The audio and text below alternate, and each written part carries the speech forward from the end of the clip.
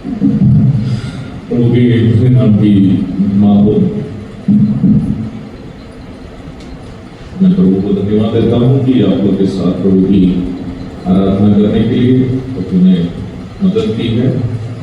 और कलीसिया को मैं विशेष रूप में धन्यवाद देता हूँ कि यहाँ की सेवकाई में एक छोटा सा हिस्सा बनने के लिए आपने मुझे अवसर दिया है। कलीसिया के प्राचीनों को, जिम्मेदार लोगों को मैं प्रभु के नाम में धन्यवाद देना चाहता हूँ। और जैसे कि मैंने पहले सत्र में भी बताया, मेरे कई प्रिय लोगों के साथ भी सुनवाई करने के लिए प्रभु ने मुझे अवसर दिया है। CH और सर तो कन्नड़ में हम लोग के प्राचीन रह चुके हैं, उनके परिवार के लोग। मोड़ी नदी मेरी माँ के दोस्त हैं और जेम्स ब्रदर कन्नड़ से ही हैं। संडे स्कूल में हमसे एक क्लास छोटा जूनियर था और उसी समय से हम दोनों के रिश्ता है। और वैसे ही कटिहार की कई सेवकाई में भी भाई सहयोग करते हैं। और प्रभात मनन के द्वारा मेरी आवाज सुनने वाले कई प्रिय लोग भी मेरे पास आकर के अपना प्यार प्रेम साझा किया। और आप सभी को प्रभु के नाम में धन्यवाद अर्पण करना चाहता हूँ। और इस प्रकार आप लोगों ने मुझे एक अवसर दिया। पिछले दिनों में हम लोग मसीही परिवार नामक विषय पर मनन कर रहे थे। मैं आपको बताना चाहता हूँ, पिछले 2 दिन में भले ही सीमित समय के अंदर में हो, जो बातें हम लोग मसीही परिवार के बारे में चर्चा की है, मसीही परिवार के विषय में बाइबल सिखाने वाला उपदेश वही है। जितनी अन्य आयतें पतियों के लिए हो, पत्नियों के लिए हो, परिवार के लिए हो, जो बाइबल के अन्य भागों में आप देख सकते हैं, उसका बेस जो है, बुनियाद वही भाग है जो एफेसियों की पत्री 5वां अध्याय से हम लोग देखे हैं। और आप लोग इस विषय पर खुद भी मनन कर सकते हैं, अपने अपने जीवन में लाभ को पहुंचा सकते हैं। आज इस विषय पर मेरा एक अंतिम सत्र भी है। और हमारे कलीसिया के जो साप्ताहिक आराधना सभा के बाद का एक सभा होने के कारण उपदेश से बढ़ करके एक प्रायोगिक सच्चाई परिवार के बारे में आपके बीच में रखने के लिए मैं चाहता हूँ। उसके लिए नया नियम से बहुत ही जाना पहचाना परिवार को मैं आपके साथ लाना चाहता हूँ। मैं सोचता हूँ आप सभी लोग उनका नाम जानते होंगे। नया नियम में हम एक ऐसा परिवार को देखते हैं जो एक मिशनरी परिवार नहीं है। They are not a missionary family, परंतु एक मसीही परिवार क्या होना चाहिए, उसके लिए सबसे उत्तम एक उदाहरण है वो परिवार। जानते हैं कौन है वो परिवार? कोई बता सकते हैं? They are not a missionary family, मतलब इवेंजलिस्ट फैमिली नहीं है, अपोस्टल फैमिली नहीं है। They are simply believers. Yes, exactly. आप जानते हैं अक्विला और प्रिस्किला।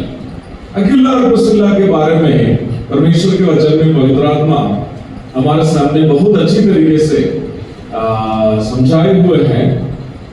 और what should be a Christian family पूछेंगे तो एक मसीह परिवार क्या होना चाहिए पूछेंगे, एक उदाहरण दिखाने के लिए बोलेगा तो नया नियम में अक्विला और प्रिस्किला से भी उत्तम एक उदाहरण दिखाने के लिए हमारे पास नहीं है। हम सबसे पहले अक्विला और प्रिस्किला के बारे में प्रेरितों के काम 18वां अध्याय में देखते हैं। मैं जानता हूँ आप लोग अच्छी तरीके से इस परिवार के बारे में जानते हैं। और कुछ बातें, कुछ प्रायोगिक बातें इस विषय में आपके साथ रखते हुए मेरी जिम्मेदारियों का निर्वाह करने के लिए मैं चाहता हूँ। प्रेरितों के काम 18 अध्याय से हम एक पद सबसे पहले पढ़ते हैं। उसकी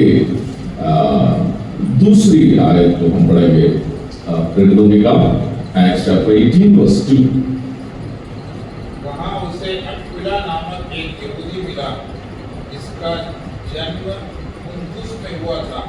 वह अपनी पत्नी प्रिस्किल्ला के साथ इटली से हाल ही में आया था, क्योंकि क्लौदियस ने सब यहूदियों को रोम से निकल जाने की आज्ञा दी थी, इसलिए वह उनके यहाँ गया।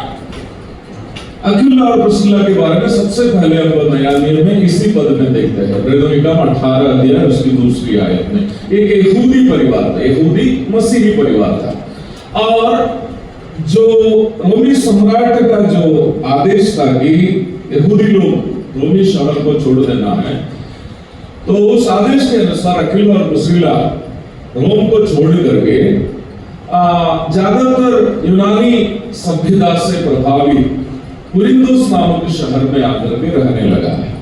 अक्विला शब्द का अर्थ जो है वल्चर अथवा गिद्ध है। मलयालത്തിൽ നമ്മൾ കഴുകൻ എന്ന് പറയും। वल्चर एक्चुअली पुराने नियम में जब जाते हैं तो न्याय व्यवस्था में अशुद्ध जानवरों की श्रेणी में दिया गया एक जानवर है गिद्ध अथवा वल्चर। परंतु बाइबल में कई अच्छे स्वभाव भी इस गिद्ध के बारे में बताते हुए आप लोग देख सकते हैं। सबसे सुंदर एक दृष्टांत जो इस वल्चर अथवा गिद्ध के बारे में हम लोग भजन संहिता 103 की 5 में देखते हैं। ये गिद्ध का एक अच्छा स्वभाव को हम लोग वहां देखते हैं, थोड़ा सा पढ़ लेंगे तो अच्छा रहेगा। भजन संहिता 103 की 5 पढ़िएगा। वही तो तेरे लालसा को उत्तम पदार्थों से तृप्त करता है, जिससे तेरी जवानी उकाब के नाम समान नहीं हो जाती। हाँ, अब इंग्लिश में पढ़िए तो वह वल्चर शब्द है, उकाब करके भी वहां बताया है। ये उकाब का एक स्वभाव हम लोग वहां देखते हैं। वो क्या करता है, उकाब जैसे जैसे वो बूढ़े हो जाते हैं, वो क्या करता है, उसके जो फेदर्स है, उसके पंख होते हैं, वो गिरा देते हैं। वो पंख गिरा करके, पंख गिरने के बाद थोड़ा सा देखने में सब अच्छा नहीं लगता है, लेकिन वो इंतजार करते हैं और उसमें नए पंख जो है आ जाते हैं। ये नए पंख आने के बाद ये मुश्किल होगा अनुमान लगाना इसका उम्र कितना। हमेशा एक नई ताजगी और उमंग लाने का स्वभाव इस गिद्ध में है। मैं इस अक्विला और प्रिस्किल्ला के बारे में अध्ययन करते समय यहां तक उनके नाम भी जो है उसके काम से मैच करते हुए हम देखते हैं। एक मसीह परिवार में एक पति, एक पिता क्या होना चाहिए, हम अक्विला से देख सकते हैं। इस गिद्ध का एक दूसरा स्वभाव है, वो कोई निचला जगह में अपना घोंसला नहीं बनाता, वो हमेशा ऊंचे जगह में घोंसला बनाते हैं। यिर्मयाह नबी की पुस्तक 49 अध्याय की 16वीं पद में वहां पर आप देख सकते हैं।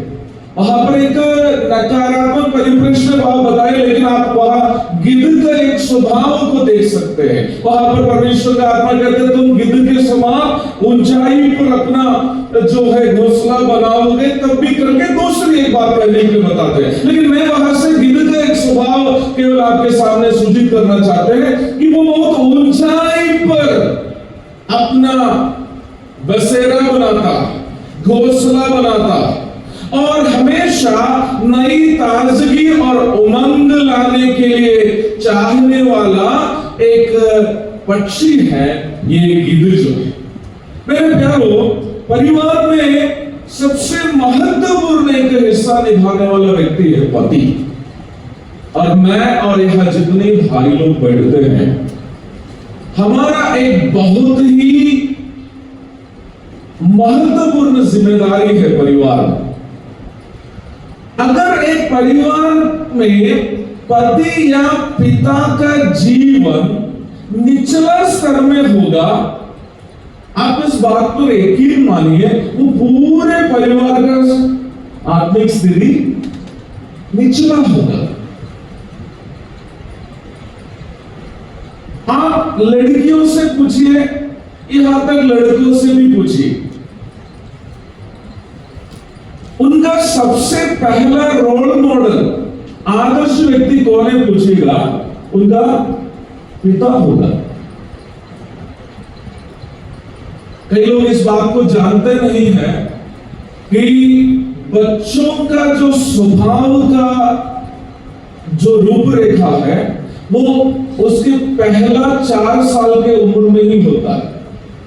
हम लोग बच्चे लोगों को सिखाने की कोशिश कब करते हैं, वो बच्चा थोड़ा बड़ा होने के बाद स्कूल वगैरह जाने के लिए शुरू करते हैं, तो हम लोग उनको कई बातें सिखाना शुरू करते हैं।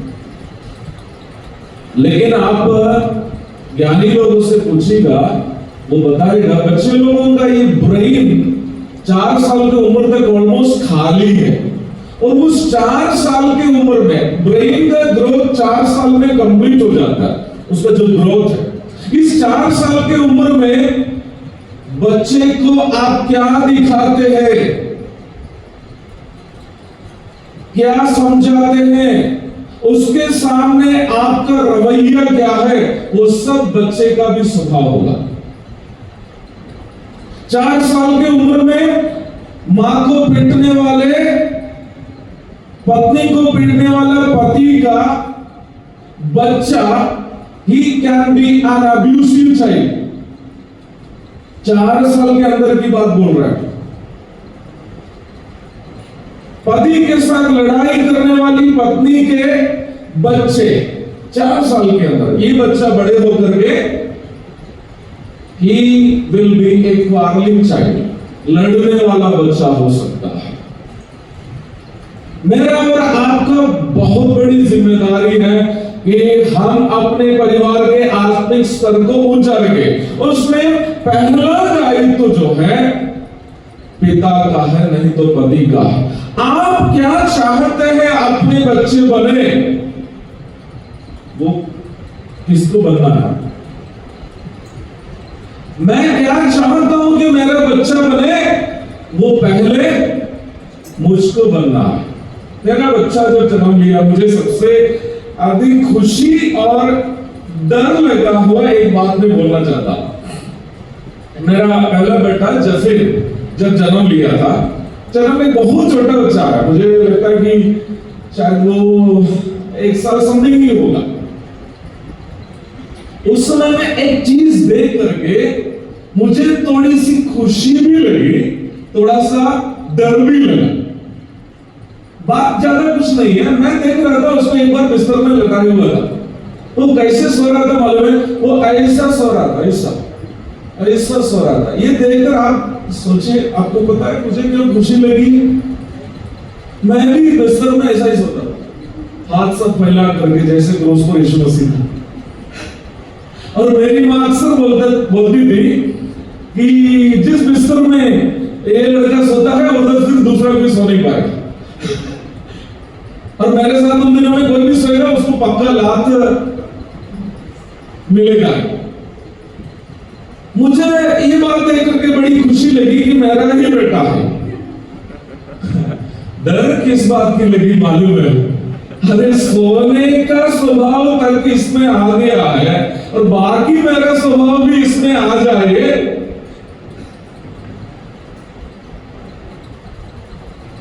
तो क्या होगा सोचकर, क्योंकि मेरा स्वभाव उतना अच्छा नहीं है।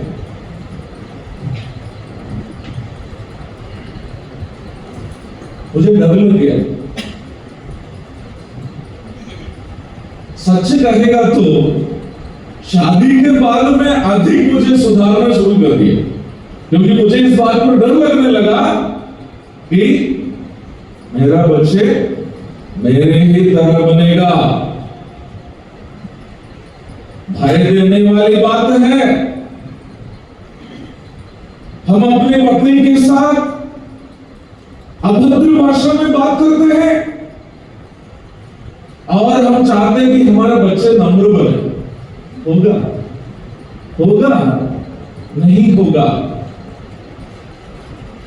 हम अपने पतियों के साथ अन्याय के तरीके से व्यवहार करते हैं, और उसके बाद मां चाहती है कि बच्चे आज्ञाकारी बने। होगा? नहीं होगा।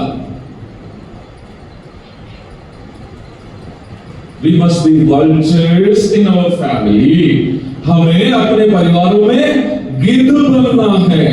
आत्मिकता में हो, नैतिक व्यवहार में हो, हमें एक ऊंचा रवैया बनाकर रखना है। और आप उतना ही उम्मीद कीजिएगा आपके परिवार के अन्य लोगों के साथ, उतना ही उम्मीद कीजिएगा। मैं अक्सर परिवार के विषय में भी क्लास लेते समय और कलीसिया के अगुओं के विषय में भी, अगुओं के जिम्मेदारियों के विषय में भी कहते समय में ये शब्द ऐसा कहते हैं। कलीसिया में अगुओं का स्थान एक पिता के स्थान में ही है, कोई शक नहीं। अगुओं का स्थान एक पिता के स्थान में। अगुए यदि चाहते हैं कि उसकी कलीसिया के विश्वासी आत्मिक बने, नम्र बने, आज्ञाकारी बने, यीशु मसीह के स्वभाव में हो, तो वो किसमें विश्वासी देखे? ये सब गुण विश्वासी किसमें देखे? अगुओं में देखना चाहिए। मैं ये उम्मीद नहीं कर सकता कि मेरे कटिहार के विश्वासी मुझसे ज्यादा आत्मिक होगा। अगर कोई हो गया ना तो वो किस्मत की बात है, वो किस्मत है केवल। कटिहार का कोई विश्वासी, मेरे जो बिहार की कलीसिया के विश्वासी से मैं ये उम्मीद नहीं कर सकता कि मुझसे ज्यादा वो आत्मिक होगा, क्योंकि वो आत्मिक तो किसमें देखते हैं? वो मुझ में देखते हैं। ज्यादातर विश्वासी हिंदू परिवार से नए विश्वास में आए हुए लोग हैं। वो मुझसे यीशु मसीह के बारे में सुना है, यीशु मसीह के स्वभावों को मेरे बारे में सुने हैं, मेरे मुंह से सुना है। क्या मैं ये उम्मीद कर सकता हूं कि मुझसे ज्यादा वो आत्मिक होगा? नहीं। मैं जो सिखाता हूं वो लोग यदि मुझ में देखेंगे तो वो भी वैसा ही बनेगा। बहुत ही गंभीर एक बात है। अथवा गिद्ध के बारे में कहता है वो विशेष तरीके से अपने बच्चों को सिखाने वाली एक पक्षी है। बड़े ऊंचाई पर वो अपना घोंसला बनाता और बच्चे उसमें बहुत आराम से बैठते, वहां उसको कोई डिस्टर्ब नहीं करता, क्योंकि इतना ऊंचाई पर जो है वो अपना घोंसला बनाता है कि उतना ऊंचाई तक कोई नहीं पहुंच सकता। उतने ऊंचाई तक उड़ने वाली शायद ही कोई पक्षी, अन्य पक्षी है, तो वहां बहुत सुरक्षित है। लेकिन हम लोग गीत में गाते हैं ना, घोंसले को बार बार तोड़कर उसने चाहा किसी के हम उड़ना उससे, परों पर उठाया उकाब की तरह ताकि हमको चोट न लगे। उकाब का एक स्वभाव है ये। वो क्या करेगा? बच्चे आराम से जो बैठते रहते ना, एक बार जाकर के इस घोंसले में एक थक्का दे देते, बच्चे सब हड़बड़ी में घोंसले से गिरने लगता है। इतने ऊंचाई पर है, बहुत टाइम लगेगा उसको नीचे तक पहुंचने में। लेकिन आपको पता है कि वो बच्चे नीचे कोई पेड़ में या कोई पहाड़ पे या कोई जमीन में आकर पटकने के पहले ये उकाब क्या करेगा मालूम है? वो अपना लंबे पंखों को क्या करेगा? वो उस चिड़िए के नीचे रख देता है। एक भी बच्चा जमीन पर गिर के नहीं मरेगा। फिर उसको घोंसले पर बिठाएगा, फिर थक्का मारेगा, फिर गिराएगा, फिर उठाएगा, फिर बैठाते हैं। 2-3 बार ऐसा करते करते वो चिड़िया उड़ना सीख लेते हैं। मैं व्यक्तिगत रूप में देखते हैं इसमें अगुवापन की सेवकाई का एक दृष्टांत है। ब्रदरन असेंबलीज में अगुवापन में केवल थक्का ही होता है, उठाना नहीं होता। हम लोग सब ब्रदरन है, इसलिए मैं बोल रहा हूं कि ये एक क्या कहते हैं, सेल्फ क्रिटिसिज्म। ये दोनों होना चाहिए। सिखाने के लिए हमें कभी डांट फटकार लगाना पड़ेगा, लेकिन केवल डांट फटकार ही अगुवापन हो तो बच्चा क्या हो जाएगा? बच्चा क्या हो जाएगा? मर जाएगा। बच्चे को थप्पड़ मारो, लेकिन ये भी ध्यान रखो कि वो नीचे नहीं पटके। Every disciplinary action in the local assembly must be mixed with deep compassion and love for the sheep. अनुकंपा और प्रेम के बिना अनुशासन लगाना अनुशासन नहीं है, क्रूरता है। You are against the charge. आप अनुशासन चाहिए ही चाहिए। अनुशासन चाहिए ही चाहिए। अनुशासन के बिना एक कलीसिया सुधर नहीं सकती है। लेकिन वो अनुशासन विश्वासी को मार डालने के लिए नहीं होना चाहिए। जब अनुशासन लगाते हैं, हम अपने बच्चों के साथ ऐसे ही करते हैं ना। नीति वचन में एक आयत है कि बच्चों को क्या करो, डंडा से मारने के लिए नीति वचन में लिखा है। लेकिन कैसे? लेकिन वहां एक पद दिया है कि उसको मार डालने के लिए नहीं चाहिए। ये बोले कोल्लुवान तत्वर्ण भावी किरदार, ऐसा लिखा है। मुझे ज्यादातर वो पद मलयालम में याद है, इसलिए मैं ऐसे बोला है। മകനെ വഴി നിഷേധിക്കരുത് എന്ന് മലയാളത്തിൽ പറയുന്നത്. പിന്നെന്താ പറയുന്നത്? നീ അവനെ കൊല്ലുവാൻ തക്കവണ്ണം ഭാവിക്കരുത്. बच्चे को डंडा मना नहीं करो, लेकिन आगे क्या लिखा है? उसको मार डालने की कोशिश नहीं करना। ओकाब एक अशुद्ध पक्षी है, लेकिन बहुत अच्छे नमूना हमें दिखाता है। तो एक बार मुझे तकलीफ होती है, अनुशासन हम लोग क्रोध और नफरत के साथ लेते हैं, वो अगुवापन नहीं है। कई बार अनुशासन ये लगाने के लिए, ये दिखाने के लिए लिया जाता है कि एल्डर में कितना पावर है। एल्डर का पावर दिखाने की जगह नहीं है स्थानीय कलीसिया। एक पिता का प्रेम दिखाने का जगह है। एक चरवाहे को अपना भेड़ से कितना ख्याल है वो दिखाने का जगह है अगुवापन। अखिला शब्द का अर्थ है vulture. We must be vultures both in our families and in the assemblies. हमें परिवार में हो और कलीसिया में हो, हमें गिद्ध बनना है। प्रिस्किल्ला, इंग्लिश में हम प्रिस्किल्ला कहते हैं, हिंदी में प्रिस्किल्ला करके लिखा है। इट मीन्स डाव, कबूतर। कबूतर के बारे में मैं जोरसर से ही एक संदेश में ये सुना था। बहुत पहले आपने संदेश दिया था, उस समय मैंने नोट किया।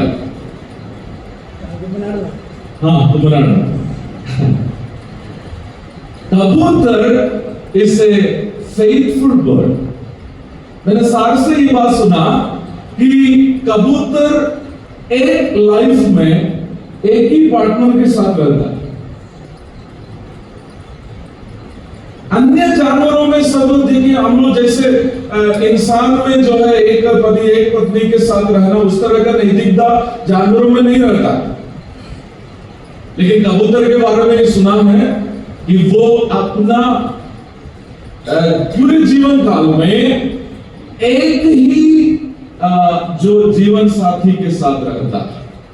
It's a faithful bird. और हम नया नियम से जानते हैं, इसे पवित्र आत्मा का एक प्रतीक के रूप में भी दर्शाया गया है। सुसमाचार 3 अध्याय में हमारे प्रभु यीशु मसीह का बपतिस्मा की जगह में हम देखते हैं पवित्र आत्मा कबूतर के नाई आया है। हमारे कल के मनन में भी हम लोग ये देखे थे, परिवारों में बहनों की सेवकाई पवित्र आत्मा की सेवकाई है। One who strengthens and one who comforts, शक्ति देने वाला और सांत्वना देने वाला। Every wife must be someone who strengthens her husband, someone who comforts her husband. और ये सेवकाई विश्वास योग्यता के साथ निभाना चाहिए।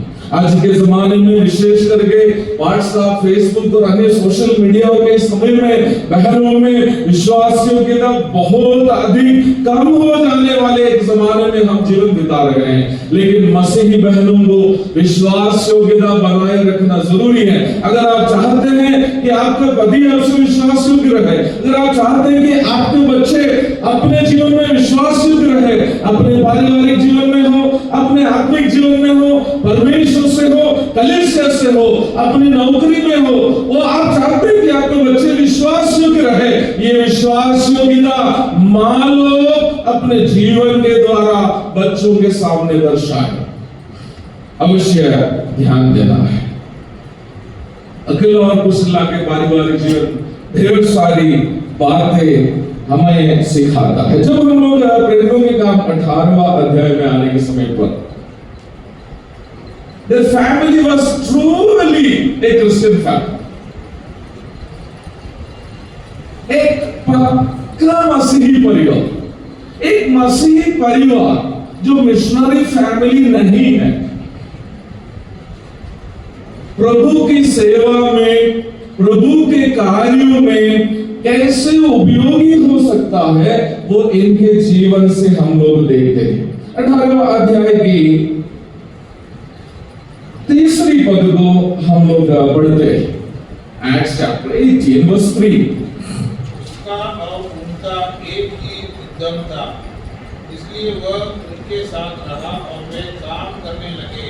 उनका उद्यम तंबू बनाने का था। हम इस बात को देखे हैं कि अक्विला और प्रिस्किला जो है कुरिन्थ में कैसे आया। प्रभु के बुलाहट के अनुसार, प्रभु के कहने के अनुसार प्रेरित पौलुस ने कलीसिया की स्थापना के उद्देश्य से सुसमाचार प्रचार करने हेतु कुरिन्थ में पहुंच जाता है। और हम इस भाग में पढ़ते हैं लगभग 1.5 साल जो है इस कुरिन्थ में पौलुस रहकर सेवा किया। 1.5 साल सेवा किया। उसमें ज्यादातर समय जो है अक्विला और प्रिस्किला के घर में पौलुस रह रहा था। They were happy to accommodate a Lord's servant and happy to associate with his ministry. एक प्रभु के दास को अपने घर में रखने और उनकी सेवा में उनको प्रोत्साहन करने के लिए वे लोग खुश थे।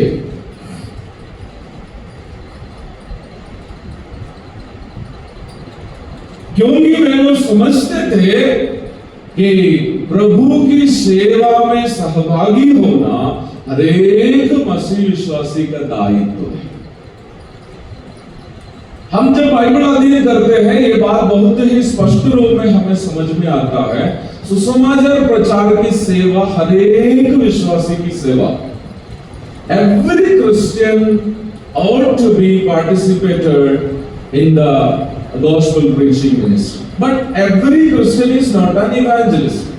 हर एक विश्वासी को सुसमाचार प्रचार की सेवा में सहभागी होने का दायित्व है। लेकिन हर एक विश्वासी एक इवेंजलिस्ट नहीं। सुसमाचार प्रचारक बनना एक बुलाहट है। इफिसियों की पत्री अध्याय 4 में परिचित आयतें हम वहां देखते हैं। He appointed some as apostles, some as prophets, some as evangelists, and some as elders or teachers. उसने कुछ को प्रेरित, कुछ को भविष्यद्वक्ता, कुछ को सुसमाचार प्रचारक और कुछ को जो है अगुवे और शिक्षक नियुक्त किया। रखवाले और शिक्षक नियुक्त किया करके हम देखते हैं। कुछ को नियुक्त किया। Very clear. सभी लोग क्या नहीं है प्रेरित, भविष्यद्वक्ता, प्रचारक। वो एक विशेष बुलाहट है। गॉड अपॉइंट्स सम एज इवेंजलिस्ट। इसलिए सभी कोई प्रचारक है। जिसको प्रभु का वो बुलाहट और नियुक्ति मिलता है वही प्रचारक। परंतु हर एक विश्वासी को सुसमाचार प्रचार की सेवा में सहभागी होने का दायित्व है। उसके लिए एक क्लियर, इस विषय में एक क्लियर सबूत है अक्विला और प्रिस्किला। बाइबल में सूचित किए हुए 2 कलीसिया की स्थापना में इन लोगों का हाथ है। एक में इनडायरेक्टली और दूसरा में डायरेक्टली। एक की स्थापना में उन लोग पौलुस को साथ दिया, दूसरे को खुद स्थापित किया, मतलब खुद एक कलीसिया स्थापना किया, लेकिन अक्विला को एक सुसमाचार प्रचारक के रूप में बाइबल में कहीं नहीं बताया है। He was not an evangelist।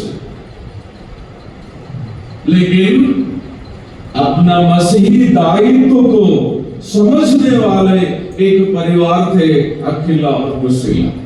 इस वचनों से गुजरते समय में मेरी प्रार्थना यह है कि वचन सुनने वाले और वचन से प्रेम करने वाले आप मसीही भाई बहन इस बात को परखे, अपने आप से पूछे, मेरे जीवन का इतने दिन का जो समय में सुसमाचार प्रचार की सेवा में मेरा क्या हिस्सा है?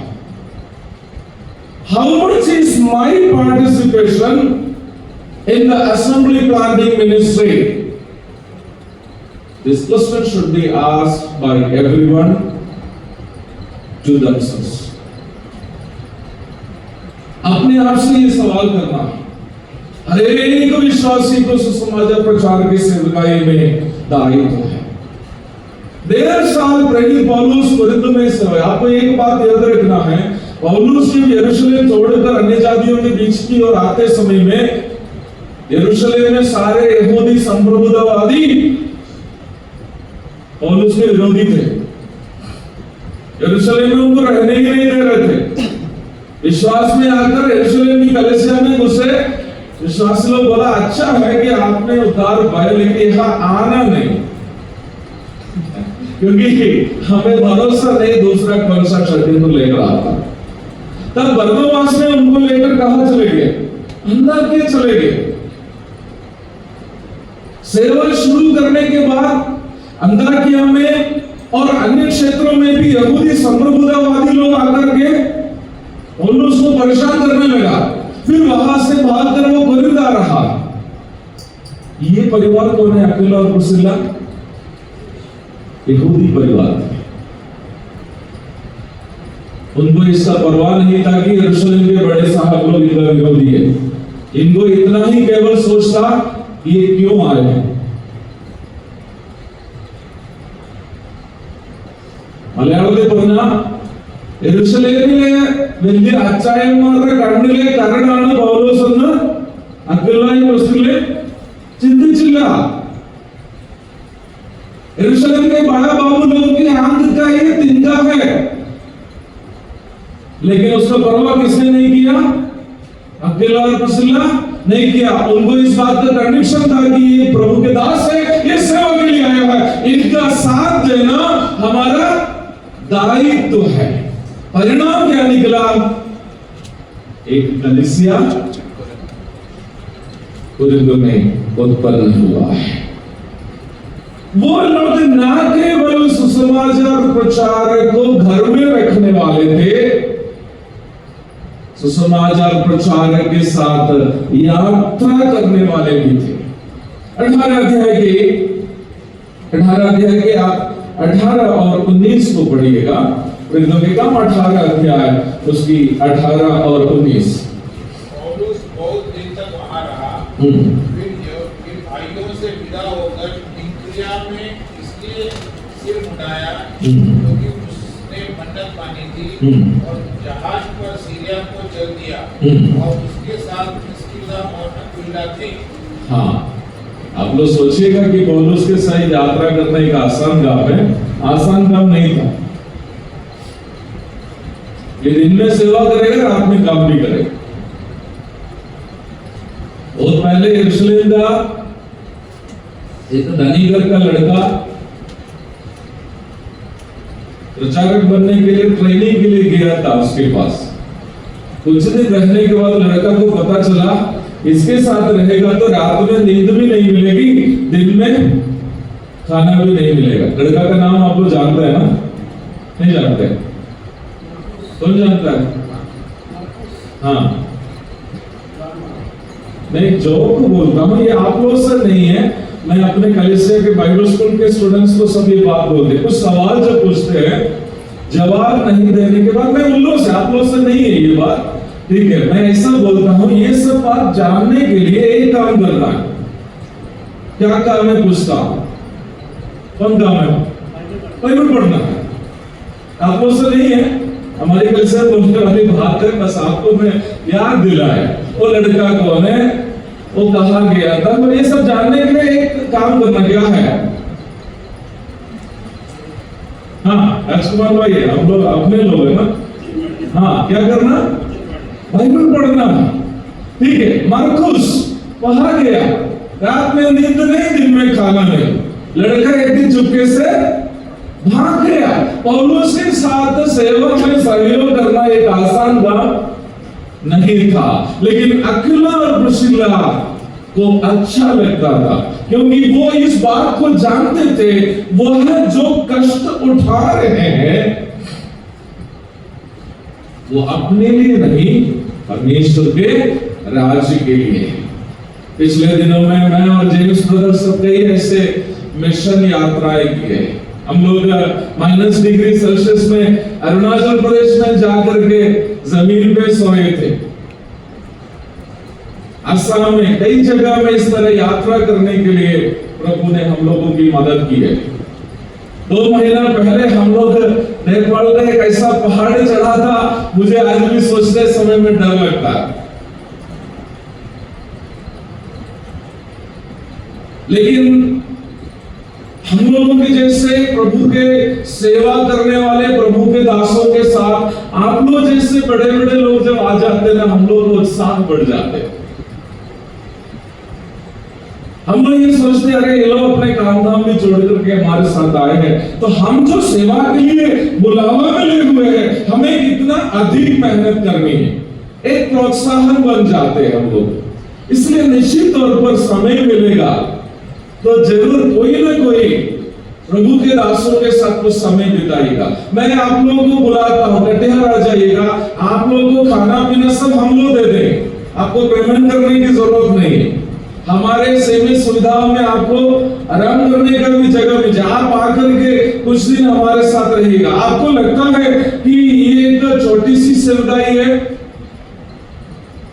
आपको लगता है? मैं 2 उदाहरण, आंटी हमको बोली है ज्यादा उदाहरण मत बोलना, लेकिन मेरा एक गलत आदत है, फिर भी मैं बोलना चाहता हूं, ठीक है। मैं 2006 में है कटिहार पहुंचा। मेरा सेवा के लिए सब निकलना बहुत कठिन था। एक तो मैं खुद नहीं चाहता था सेवक बनूं प्रभु ने धक्का मुक्की करके हमको निकाल दिया। मैं सेवा के लिए बिहार में निकला। हमारे वहां एक छोटी कलीसिया है जिसका शुरुआत मैं भी मिलकर किया। वहां के कुछ प्राचीन लोग बोला, ये तो इतना बड़ा कलीसिया केरला की कलीसिया का है, हम लोग इनको कम्युनिकेशन द्वारा नहीं दे सकता, क्योंकि कहीं इधर कम्युनिकेशन देगा तो वहां के कलीसिया के लोग हम लोग से गुस्सा करेंगे, तो हम लोग क्या करेंगे। अब कुमरड़ में कुछ अंकल लोग बोला, ये जब तो बिहार से सेवा के लिए निकला, इसका कम्युनिकेशन द्वारा वहां होगा। 4 साल तक, अर्थात मैं सेवा में निकलकर 3 साल के बाद कटिहार पहुंचने के समय में और यहाँ तक वहां पर कलीसिया की स्थापना होते समय भी I was not a committed worker. उसका प्रायोगिक प्रॉब्लम क्या है किसी को नहीं पता, हमको किसी से कंप्लेन नहीं है। मैं जानता हूं प्रभु की योजना थी। 4 साल के बाद बिहार की असेंबली में कुछ भाई लोगों ने प्राचीनों पर दबाव डाला, ये गलत बात हो रहा है। जब भी भाई एक स्वतंत्र जगह में जाकर के, अनजान जगह में जाकर के सेवा करके कलीसिया भी स्थापना किया, अब हम लोग उनको ऐसे छोड़ना दिक्कत है बोल करके 2007 में बिहार की असेंबली मुझे पहले कमेंडेशन दिया। 2 साल के बाद इसी बोझ कुमनाड़ में को अपचन था उनके हृदय में उस समय का मेन प्राचीनता हेनरी चाको अपचन जो है दादाजी, उनके हृदय में एक बोझ आया, उन्होंने वहां से भी कुछ इस तरह का जो समर्थन दिया। मैं एक आलोचना के रूप में नहीं बोल रहा। कटिहार पहुंचते समय में मेरे पास एक बैंक खाता भी नहीं, एक खाता तो ट्रांसफर किया जो कटिहार का बैंक वाला खोलने के लिए तैयार नहीं। अगर कोई कुछ पैसा भेजना चाहेंगे तो कहां भेजेंगे? आसमान से तो पैसे नहीं आएगा। बड़ी परेशानी हो गई, खाने पीने के लिए नहीं है, किराया देने के लिए नहीं है।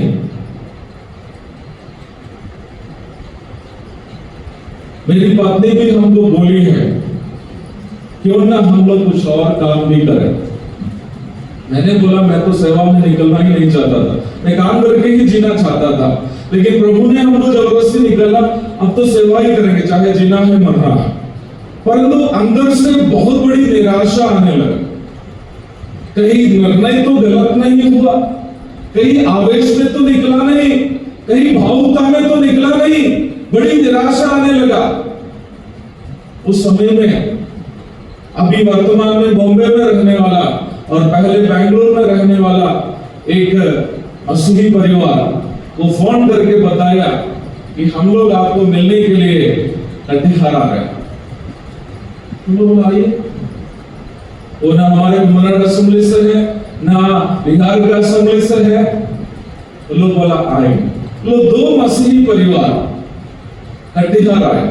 हम लोग के पास सीमित सुविधा थी, हमारे साथ रहा, हमें पैसा वैसा कुछ नहीं दिया है, हमारे साथ रहा, हम लोग के साथ खाना पीना खाया और अभी तक उस परिवार के साथ हमारा रिश्ता है। मैं अपने जीवन में किसी को भैया का स्थान दिया है, किसी को एक भैया का स्थान दिया है, मैं उन्हीं को दिया है। नाम बोलेंगे तो वो गुस्सा जाएंगे मालूम है, लेकिन उनका नाम है ब्रदर वर्गीस शाको, वर्तमान में मुंबई थाने असेंबली में। हम ऐसा निर्णय पर लगभग पहुंचने वाला था कि अब सेवा में आगे नहीं बढ़ सकता। ब्रदर वर्गीस शाको और फैमिली हमारे साथ अगर एक दिन रहकर गया, हमें लगा कि कोई तो हमें पूछने वाला है, कोई तो हमें पूछने वाला है। और आज मैं भी ये काम करता हूं, आज मैं भी ये काम करता हूं। एक दिन कश्मीर से एक भाई मुझे फोन किए, 3-4 साल पहले की बात। उस समय में कश्मीर का एकमात्र कश्मीरी प्रचारक वो था, वो हमको कभी नहीं देखा था। शिवदत्त नाम है, आप लोग प्रयाखान बुक देखेंगे तो उनका नाम दे सकते। शिवदत्त भाई हमको फोन करके बोला, जब भी ब्रदर मैं सेवा छोड़ने जा रहा हूं। मैंने बोला क्या हो गया? नहीं, मुझे लग रहा कि मैं अकेला पड़ रहा हूं, हमसे बात करने वाला कोई नहीं है, हमारा पूछताछ करने वाला कोई नहीं है, मुझे खान पान में दिक्कत नहीं है। बोला कि मेरे यहाँ खेत है, मैं अपने खेत में खेती करता हूं, लेकिन एक सेवक के रूप में मैं कंटिन्यू करना नहीं चाहता। मुझे एक चीज जानकारी था कि Shivdatt is the only Kashmiri evangelist in those days in Kashmir. इनको खोना नहीं है। मैं उनको कभी नहीं देखा था।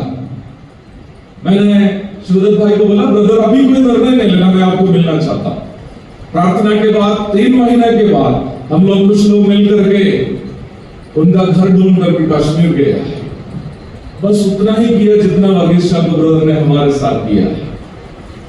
उनके पास गए, उनके साथ रहा, उनके आंगन में कश्मीरी स्टाइल में जो चूड़ा में मकई का रोटी बना रहा था, हम लोग भी उसमें आग तापे, उनके साथ रहे, एक रात उनके साथ बिताए। वहां से हमारे पास कुछ था लेकर आया था, उनको दे करके शिवदत्त भाई को बोला, ब्रदर मत सोचना कि आप अकेला है, हम लोग हैं, प्रभु दया करेगा तो हम फिर आएंगे। आपको मैं बताना चाहता हूँ, गरुड़ की बात मैं बताना नहीं चाहता कि 1.5 साल के बाद शिवदत्त भाई मुझे फिर कॉल किया, बोला कि ब्रदर कलीसिया अभी बढ़ रही है, सेवा नहीं बढ़ रही है। मैंने कहा प्रभु धन्यवाद।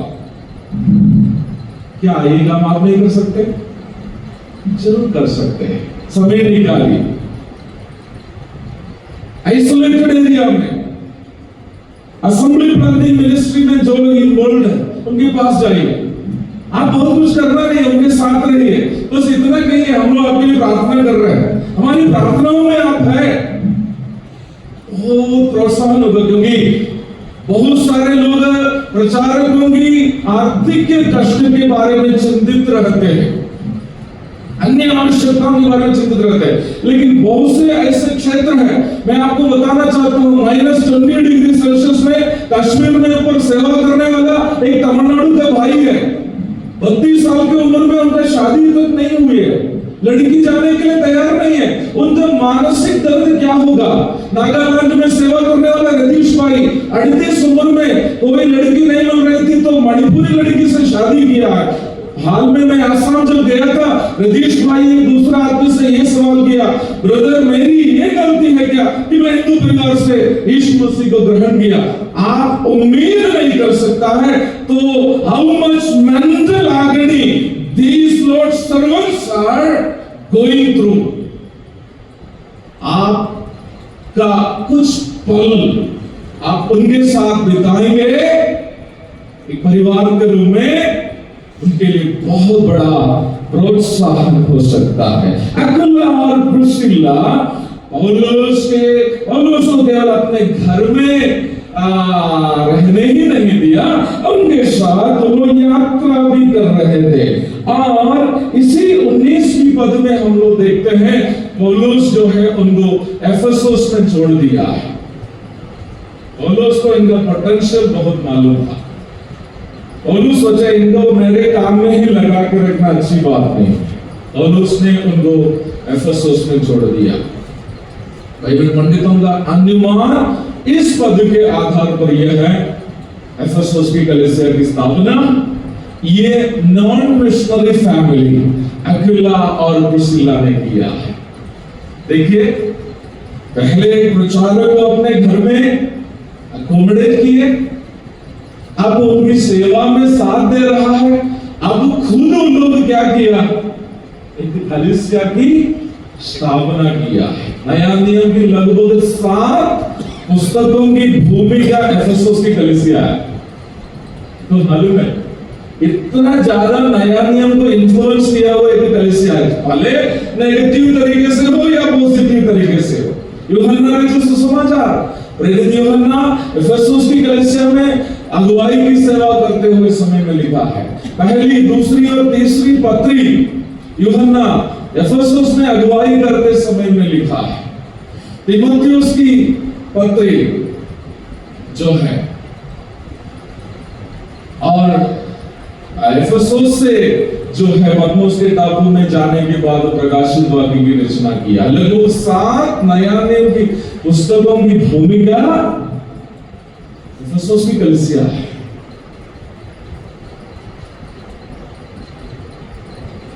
प्रभु ने इस नॉन मिशनरी फैमिली को एक कलीसिया खड़ा करने के लिए उपयोग किया है। लेकिन इन लोगों का अक्विला और प्रिस्किला के बारे में जब मैं सोचता हूं, मुझे सबसे अच्छा लगा हुआ एक गुण, ये सब नहीं है, ये सब अच्छे गुण है, लेकिन बहुत अच्छा एक जो हर विश्वासी कर सकते। हो सकता है आप हम एक 6 महीना तक कोई प्रचारक को अपने घर में नहीं रख पाए, हो सकता है आप प्रचारक के साथ यात्रा नहीं कर पाए, हो सकता है आप एक नई कलीसिया की स्थापना नहीं कर पाए, लेकिन ये काम जो मैं बोलने जा रहा हूं आप सब कर सकते हैं, करना चाहिए। प्रकटन का 18 अध्याय आप पढ़िए 24 से लेकर के 26 तक का पद को थोड़ा सा पढ़े। अपोल्लोस नामक एक यहूदी जिसका जन्म सिकंदरिया में हुआ था, जो विद्वान पुरुष था और पवित्र शास्त्र को अच्छी तरीके से जानता था, यीशु में आया। उसने प्रभु के मार्ग की शिक्षा पाई थी और मन लगाकर यीशु के विषय ठीक सुनाता और सिखाता था, परंतु वह केवल यूहन्ना के बपतिस्मा की बातें जानता था। वह आराधनालय में निडर होकर बोलने लगा, पर प्रिस्किला और अक्विला उसकी बातें सुनकर उसे अपने यहाँ ले गए और परमेश्वर का मार्ग उसको और भी ठीक बताया। हाँ, ये लोग अभी एफेसुस में है। एफेसस की कलीसिया की स्थापना भी किया। स्वाभाविक है हम ये अनुमान लगा सकते हैं वो कौन होगा वहां पर, सभ्य का क्या होगा, एटलीस्ट तो ब्रदरन विधि के अनुसार क्या होगा सर, अकेला कौन हो सकता है एफेसस की कलीसिया? नाराज है क्या, कुछ नहीं बोलते, कौन होगा? एल्डर होगा, होना तो चाहिए, है ना? सो वहां अगुवाई की सेवा कर रहा। उसी समय में वहां एक जवान भाई है, Apollos. He had good speaking, preaching skill. भाषण देने का अच्छा टैलेंट है उसका, गुण है, अच्छा से संदेश देता, तो उनका संदेश सुन के लोग बढ़ जाते हैं। लेकिन उपदेश संबंधित विषय में थोड़ी सी गड़बड़ी है। बपतिस्मा आदि विषयों में उनकी जानकारी स्पष्ट नहीं थी। संभवतः पिता पुत्र पवित्र आत्मा के बपतिस्मा के बारे में वो अच्छा से नहीं जानता था। वो यूहन्ना के बपतिस्मा के बारे में सब जानता था। कलीसिया में संदेश दिए हैं तो मैं ये लोका क्यों लिखा होगा, मेरा अनुमान यही है संदेश के दरमियान जरूर कुछ गड़बड़ी बोला होगा। अब हम लोग थोड़ा सा अपना कंटेम्पोररी ब्रदर में आ जाते हैं। साथ हंसना शुरू कर दिया। हम लोग रहते तो क्या करता, बस बस बस बस हो गया ना, हो गया बैठ जा बैठ जा, तुम्हारा उपदेश ठीक नहीं, आइंदा कलीसिया में उठाएंगे फिलिंदरबर्ग से अंदर मानने बोले तेरा पैर तोड़ देंगे, वो लेकिन खालिस्तान भरो बोल के प्राचीन को छोड़ देते हैं। तो मान लो सब हंस नहीं रहे हैं, तो प्राचीनों के डर के मारे है कि नहीं मालूम नहीं। जवान लोग अब प्रभु उनको दिए गए आत्मिक वरदान को या कुछ को इस्तेमाल करते हैं, उसमें गलतियां जाती है। और कई मुझे नागपुर की कलीसिया के बारे में नहीं मालूम, मैं हम लोग से ब्रदर ने आ गई, हमारा क्लोज टू मीटिंग है, इसलिए अपने ब्रदर नाम की बात नहीं बोल रहा। कई बार प्राचीन हमारे बीच में प्राचीन लोग और बड़े लोग समझता है उनका एक ही दायित्व है,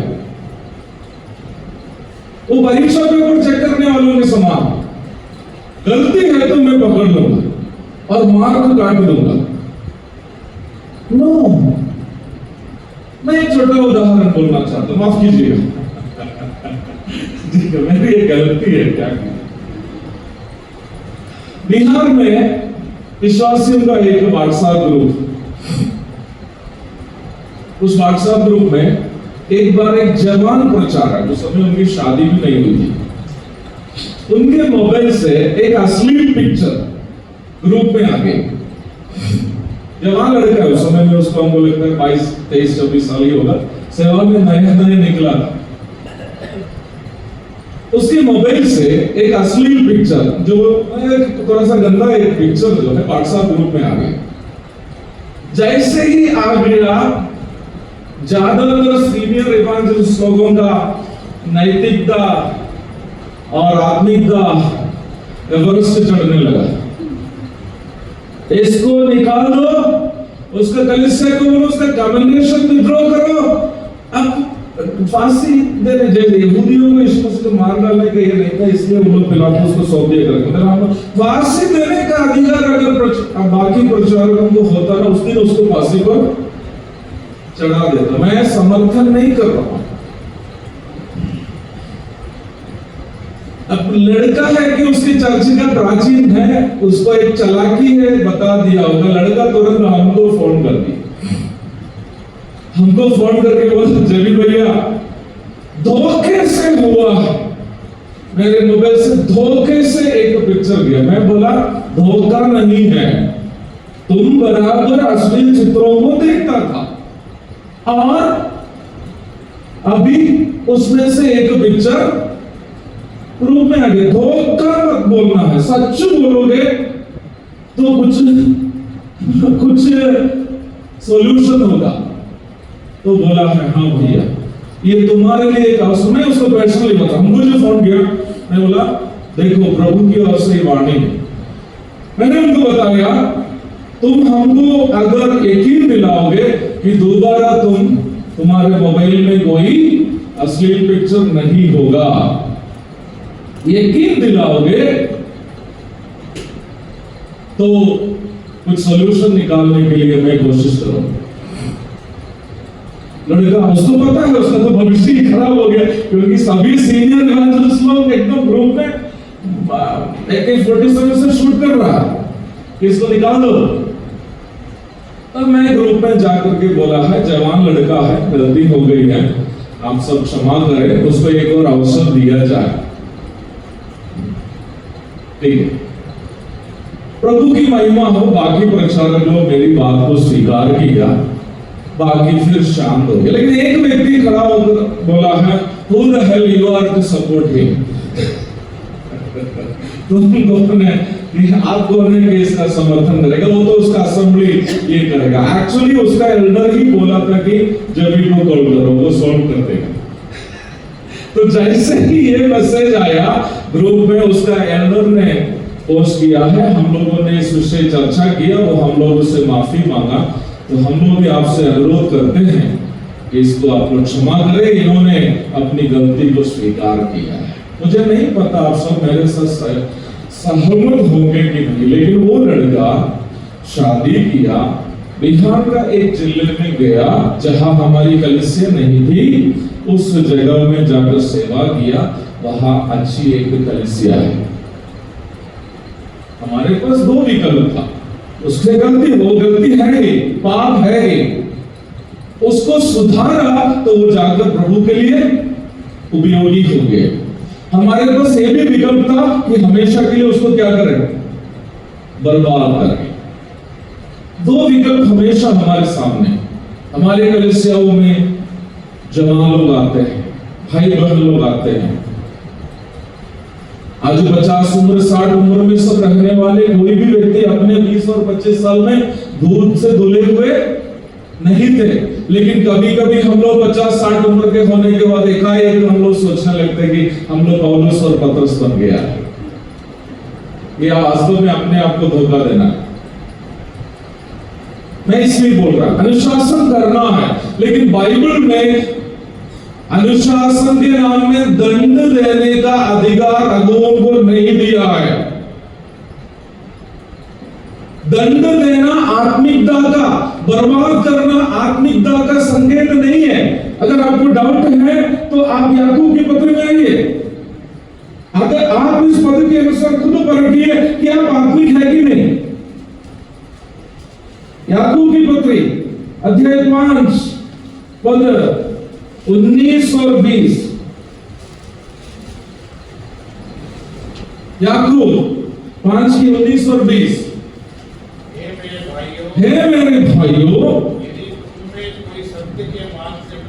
यदि तुम्हें से कोई सत्य के मार्ग से भटक जाए, कोई उसको फेर लाए, तो वह यह जान ले जो कोई किसी भटके हुए पापी को फेर लाएगा, जो कोई भटके हुए पापी को फेर लाएगा, वह एक प्राण को मृत्यु से बचाएगा। वह एक प्राण को मृत्यु से बचाएगा। रुकिए, गलाती की पत्री 6 की 1, गलाती 6 की 1, गलाती 6 की 1। हे भाइयों, यदि कोई मनुष्य किसी अपराध में पकड़ा भी जाए, यदि कोई मनुष्य अपराध में पकड़ा भी जाए, तो तुम जो आत्मिक हो, हाँ, तुम जो आत्मिक हो, ये काम किससे होगा? फारिसियों से नहीं होगा, कपटियों से नहीं होगा। पापियों को मन फिराने का काम कपटियों से नहीं होगा। किससे होगा? तुम में से जो आत्मिक है, हाँ, नम्रता के नम्रता के साथ ऐसे को संभालो, ऐसे को क्या करो, संभालो। Take care of him who is erring. आत्मिक हो तो तभी करना, अन्यथा नहीं करना। मैं कभी नहीं बोल रहा हूं कि आप गलती का साथ दे दो या छिपाओ, पक्का उसको सुधारना है, पक्का उसको बोलना है। वो जवान भाई मेरे पास आके बोला हमसे गलती हो गया, मैं बोला गलती नहीं, तुम असली चित्र देखते थे और अभी प्रभु ने उसको खुला कर दिया।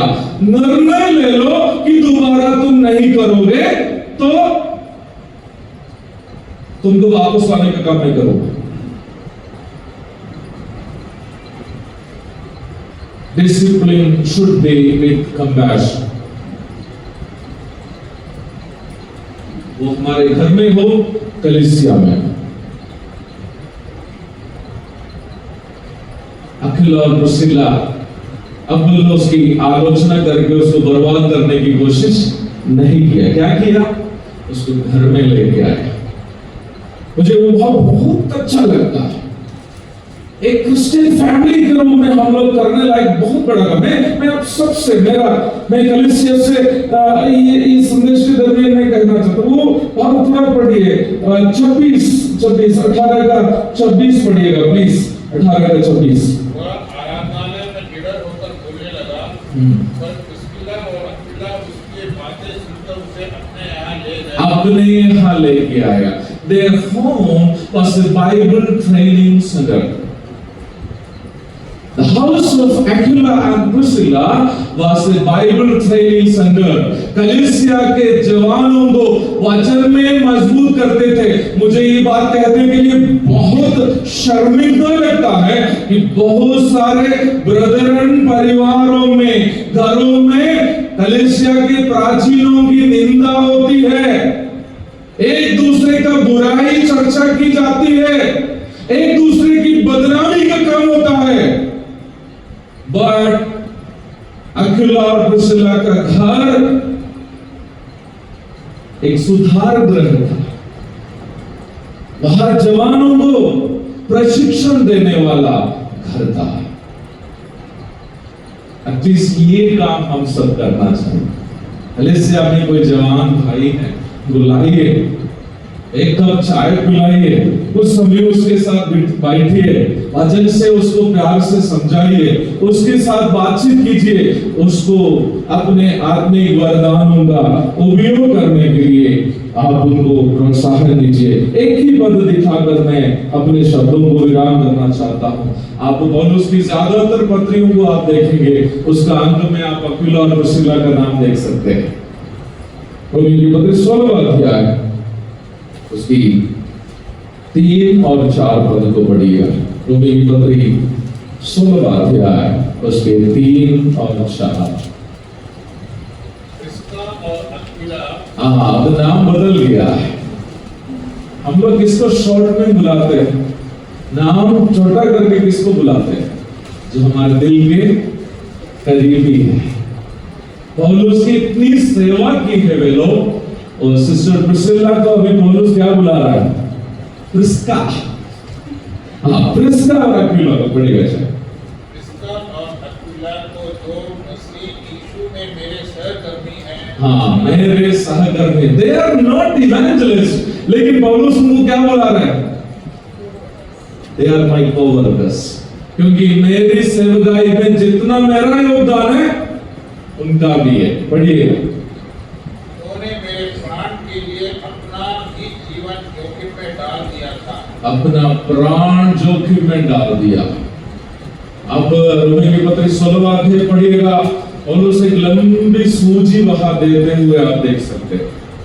पौलुस की सेवकाई में सहयोग किए हुए लोग थे वे लोग। उसमें किसी को मां बुलाता है, किसी को भाई बुलाता है, किसी को बहन बुलाते हैं। हम कहते हैं पौलुस सेवा में सफल हुआ है, लेकिन रोमियो की पत्री 16वां अध्याय पढ़िएगा तो पता चलेगा पौलुस की सेवकाई में काफी प्रभु के लोगों का योगदान है। किसको ज्यादा प्रतिफल मिलेगा? पौलुस को मिलेगा कि ये लोगों को मिलेगा? हैं? ये अनुमान है कि वचन है? मत्ती सुसमाचार 10 अध्याय, मत्ती chapter 10 verse 41, मत्ती 10 की 40 और 41 पढ़िए।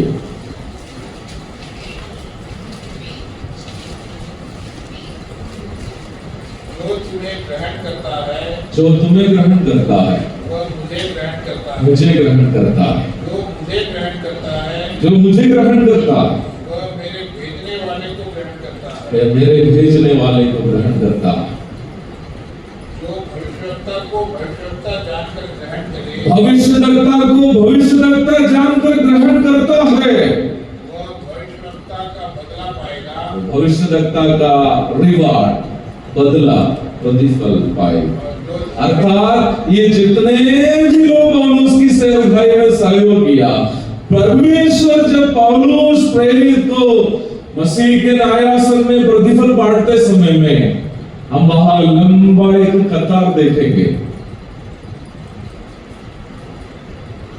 ये लोग, मेरा एक अनुमान है, सब टीम में आकर प्रतिफल लेंगे, क्योंकि वो सब इनकी सेवा में सहभागी। What a beautiful Christian family. Thank you Lord for seeing. हम कोशिश करेंगे कि हमारा परिवार भी अखिला और पिछला के परिवार के समान एक आदर्श मसीही परिवार बन सके। तो उनके नाम भी महिमा हो। आमीन।